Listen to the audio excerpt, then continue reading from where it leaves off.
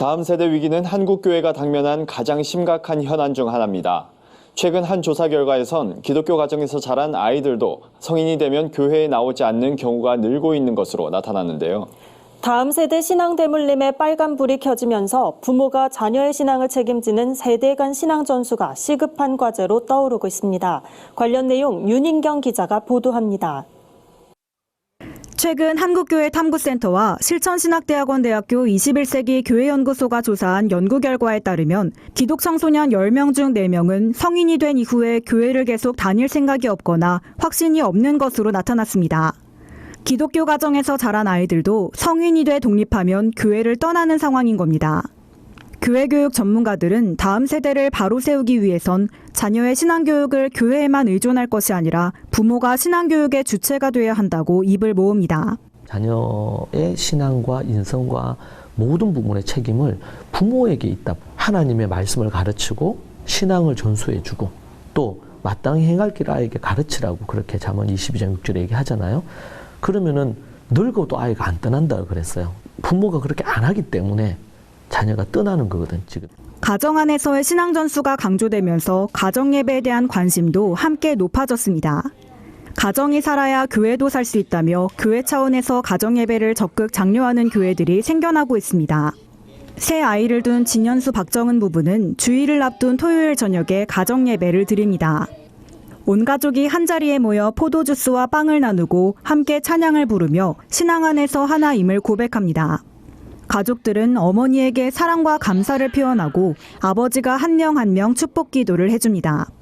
또 일주일 동안 공부한 성경 말씀으로 질문과 대화를 이어가며 자연스럽게 신앙과 삶을 나누는 시간도 가집니다.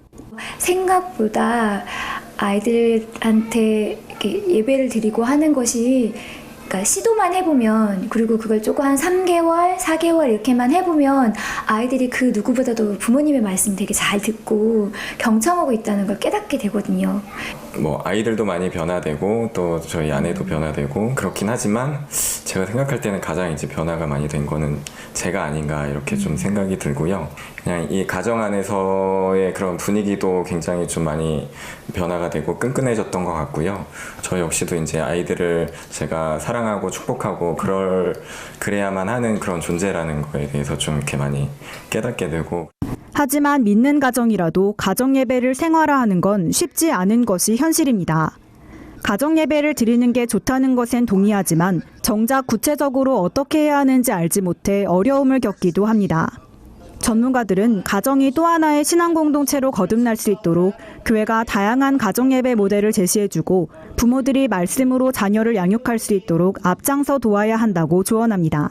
가정 예배를 드리세요라고 하는 숙제를 주기보다 가정 예배를 어떻게 드릴 수 있는지에 대한 역량을 길러주는 과정을 그런 일상적인 교회의 정기 모임, 예배를 포함하여 부모들이 자녀할 수 있도록 지속적으로 도와주고 상기시켜주고 격려해주고 지원해주는 것. 전문가들은 부모가 자신의 자녀에게만 신앙을 전수했어도 지금과 같은 다음 세대 절벽 감소는 예방할 수 있었을 것이라고 말합니다. 부모가 자녀를 말씀으로 양육하며 신앙의 유산을 물려주는 일, 이제 선택이 아닌 필수가 되고 있습니다. 구티비 뉴스 윤인경입니다.